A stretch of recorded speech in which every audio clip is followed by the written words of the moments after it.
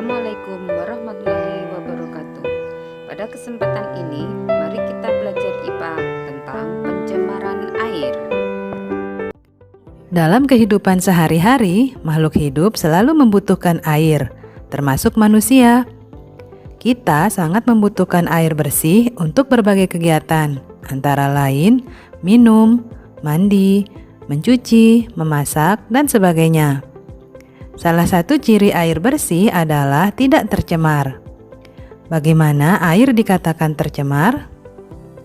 Air dikatakan tercemar apabila air itu sudah berubah, baik warna, bau, maupun rasanya. Di video kali ini, kita akan mempelajari mengenai pencemaran air yang meliputi definisi, penyebab, dampak, serta cara penanggulangannya. Tanpa berlama-lama, ayo kita belajar IPA bersama.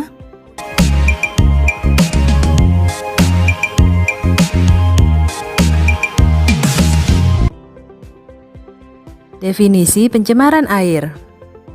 Pencemaran air yaitu masuknya makhluk hidup, zat, energi, atau komponen lain ke dalam air.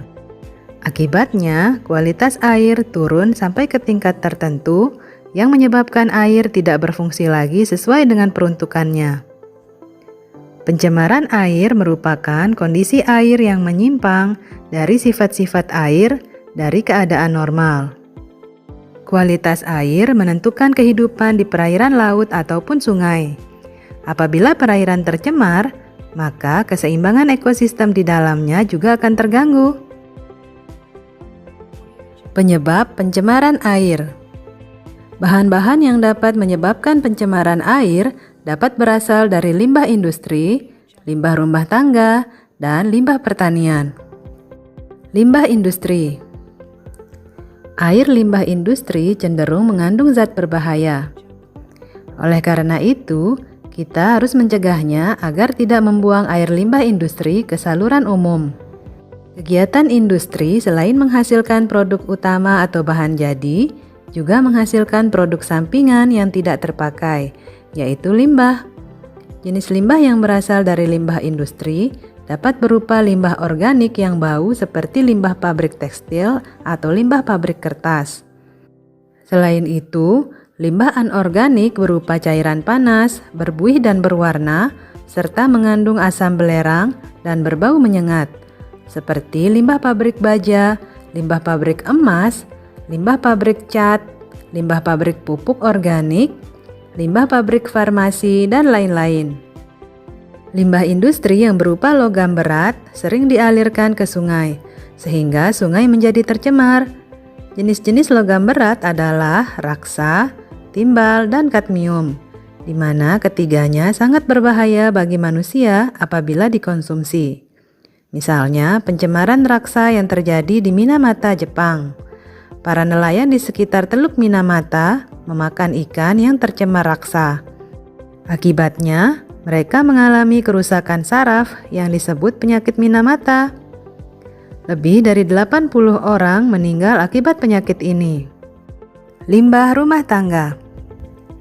Limbah rumah tangga merupakan limbah yang berasal dari hasil samping kegiatan perumahan, seperti limbah rumah tangga, pasar, perkantoran, rumah penginapan atau hotel, rumah makan, dan puing-puing bahan bangunan, serta besi-besi tua bekas mesin-mesin atau kendaraan.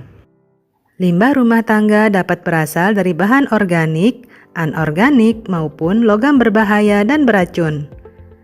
Limbah organik adalah limbah seperti kulit buah sayuran, sisa makanan, kertas, kayu, daun, dan berbagai bahan yang dapat diuraikan oleh mikroorganisme. Limbah yang berasal dari bahan anorganik antara lain besi, aluminium, plastik, kaca, kaleng bekas, cat, dan minyak wangi. Limbah pertanian.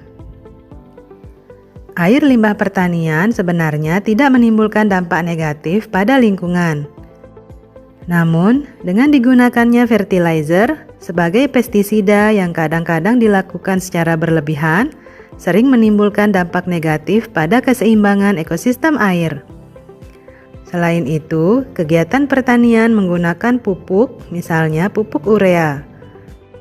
Penggunaan pupuk yang berlebihan juga dapat menyebabkan suburnya ekosistem di perairan kolam, sungai, waduk, atau danau. Pupuk yang tidak terserap ke tumbuhan akan terbuang menuju perairan. Akibatnya terjadi blooming algae atau tumbuh suburnya ganggang di atas permukaan air. Tanaman ganggang ini dapat menutupi seluruh permukaan air sehingga mengurangi kadar sinar matahari yang masuk ke dalam perairan tersebut. Akibatnya, proses fotosintesis fitoplankton terganggu dan kadar oksigen yang terlarut dalam air menurun sehingga merugikan makhluk hidup lain yang berada di dalamnya.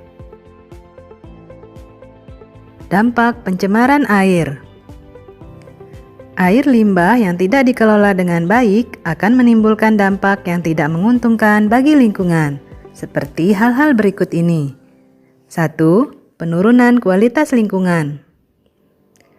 Pembuangan bahan tercemar secara langsung ke dalam perairan dapat menyebabkan terjadinya pencemaran pada perairan tersebut. Misalnya, pembuangan limbah organik dapat menyebabkan peningkatan mikroorganisme atau kesuburan tanaman air, sehingga menghambat masuknya cahaya matahari ke dalam air. Hal ini menyebabkan berkurangnya kandungan oksigen terlarut dalam air, sehingga mengganggu keseimbangan ekosistem di dalamnya. 2. Gangguan kesehatan. Air limbah yang tidak dikelola dengan baik akan menimbulkan berbagai penyakit. Tidak menutup kemungkinan di dalam air limbah tersebut mengandung virus dan bakteri yang menyebabkan penyakit. Air limbah juga bisa digunakan sebagai sarang nyamuk dan lalat yang dapat membawa penyakit tertentu. 3. Pemekatan hayati. Apabila suatu perairan tercemar oleh bahan beracun tersebut dapat meresap ke dalam tubuh alga atau mikroorganisme lainnya. Selanjutnya, hewan-hewan kecil atau zooplankton akan memakan alga tersebut. Zooplankton akan dimakan oleh ikan-ikan kecil dan ikan besar akan memakan ikan kecil. Apabila ikan-ikan besar tersebut ditangkap oleh manusia dan dimakan, maka bahan beracun tersebut akan masuk ke dalam tubuh manusia. Zooplankton yang makan alga tidak hanya satu, tetapi banyak sel alga. Dengan demikian, zooplankton tersebut sudah mengandung bahan beracun yang banyak. Demikian juga halnya dengan ikan kecil yang memakan zooplankton, dan ikan besar akan memakan ikan kecil tidak hanya satu. Semakin banyak memakan ikan-ikan kecil, maka semakin banyak bahan pencemar yang masuk ke tubuh ikan besar. Begitu juga halnya dengan manusia. Jika sering memakan ikan yang beracun, maka racun tersebut akan menumpuk di dalam tubuh manusia. 4. Mengganggu pemandangan. Meskipun air yang tercemar terkadang tidak menimbulkan bau, perubahan warna air mengganggu pemandangan mata kita. Hal ini tentu mengganggu kenyamanan dan keasrian kota. Cara penanggulangan pencemaran air. 1. Pembuatan kolam stabilisasi. Dalam kolam stabilisasi, air limbah diolah secara alamiah untuk menetralisasi zat-zat pencemar sebelum air limbah dialirkan ke sungai. Kolam stabilisasi yang umum digunakan adalah kolam anaerobik, kolam fakultatif atau pengolahan air limbah yang tercemar bahan organik pekat, dan kolam maturasi atau pemusnahan mikroorganisme patogen. Kolam stabilisasi ini dapat digunakan oleh semua kalangan karena mudah memilikinya dan murah harganya. 2. IPAL, instalasi pengolahan air limbah. Pengolahan air limbah ini menggunakan alat-alat khusus. Pengolahan ini dilakukan melalui 3 tahapan, yaitu primary treatment atau pengolahan pertama, secondary treatment atau pengolahan kedua, dan tertiary treatment atau pengolahan lanjutan. Primary treatment merupakan pengolahan pertama yang bertujuan untuk memisahkan zat padat dan zat cair dengan menggunakan filter atau saringan dan bak sedimentasi. Secondary treatment merupakan pengolahan kedua yang bertujuan untuk mengoagulasikan, menghilangkan koloid, dan menstabilisasikan zat organik dalam limbah. Tertiary treatment merupakan lanjutan dari pengolahan kedua, yaitu penghilangan nutrisi atau unsur hara, khususnya nitrat dan fosfat, serta penambahan klor untuk memusnahkan mikroorganisme patogen. 3. Pengolahan ekskreta. Ekskreta banyak terkandung dalam air limbah rumah tangga. Ekskreta banyak mengandung bakteri patogen penyebab penyakit. Jika tidak dikelola dengan baik, ekskreta dapat menimbulkan berbagai penyakit.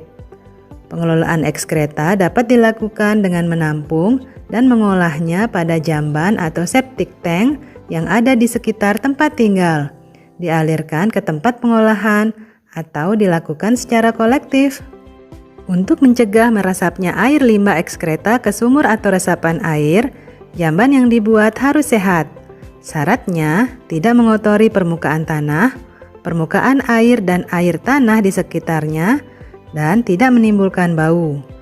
Bentuknya sederhana, jauh dari jangkauan serangga seperti lalat, nyamuk, atau kecoa, murah, dan diterima oleh pemakainya. Pengelolaan ekskreta dalam septic tank dapat diolah secara anaerobik menjadi biogas yang dapat dimanfaatkan sebagai sumber gas untuk rumah tangga.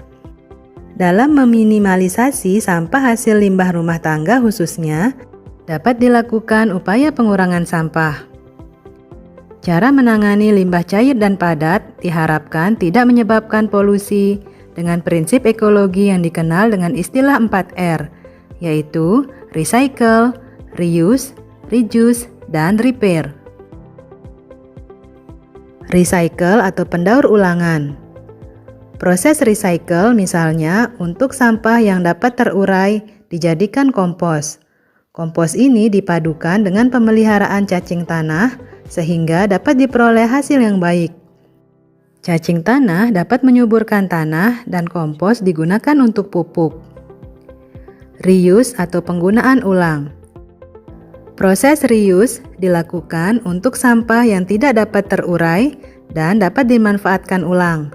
Misalnya botol bekas sirup dapat digunakan lagi untuk menyimpan air minum. Reduce. Reduce adalah melakukan pengurangan bahan atau penghematan. Contohnya, jika akan berbelanja ke pasar atau supermarket, sebaiknya dari rumah membawa tas. Janganlah meminta tas plastik dari toko atau supermarket kalau akhirnya hanya dibuang saja. Repair. Repair artinya melakukan pemeliharaan. Contohnya membuang sampah tidak sembarangan, terutama tidak membuang sampah di perairan. Sekian dulu video pembelajaran kita kali ini. Selamat beraktivitas ya. Dan jangan lupa untuk tetap mematuhi protokol kesehatan dengan melaksanakan 5M. 1. Mencuci tangan dengan sabun di air yang mengalir. 2. Menggunakan masker. 3. Menjaga jarak. 4. Menghindari kerumunan. Yang kelima, membatasi mobilisasi dan interaksi. Sampai jumpa lagi. Wassalamualaikum warahmatullahi wabarakatuh.